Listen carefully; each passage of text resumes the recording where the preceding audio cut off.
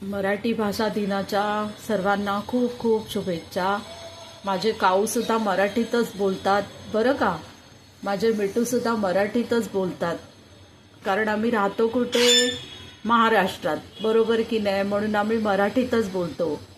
माझा डॉगीसुद्धा मराठीत बोलतो, माझी पॅरट गौरीसुद्धा मराठीत बोलते, माझे सगळे मिठू, माझे सगळे काऊ मराठीतच बोलतो आम्ही, हो की नाही काऊ.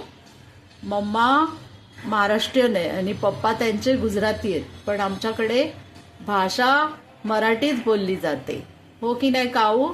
सगळ्या पिल्लांसोबत. फक्त काऊंचे पप्पा जे आहेत त्यांना अजूनपर्यंत येतच नाही मराठी भाषा, त्यामुळे मी खूप त्यांच्यावर चिडते, पण ते बोलायचा प्रयत्नच नाही करत. जाऊ दे, प्रत्येकाची मर्जी इच्छा, त्याच्या पुढे आपलं काही चालत नाही, त्यामुळे तो विषय मी सोडून दिलाय.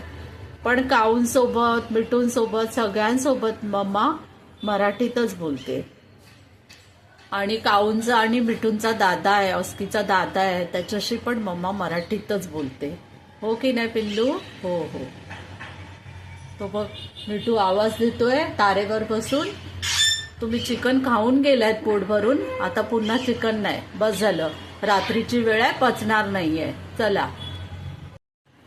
काऊंना मगाशी मी चिकन एक एक मोठा पीस दिलाय, पण तरी सुद्धा आता ते पुन्हा खाल्ल्याशिवाय आपल्या आपल्या घरी नाही जाणार. संध्याकाळ आहे, मी जास्त चिकन त्यांना देत नाही, कारण का मग परत त्यांना उडायचं नसतं, जाऊन झोपायचं असतं, गाई करायची असते, आणि भांडणं कशी चालली आहेत ती बघा. अजिबात, म्हणजे त्या मॅजिकला, हा मोठा काऊ आहे ना, तो खायला देत नाही.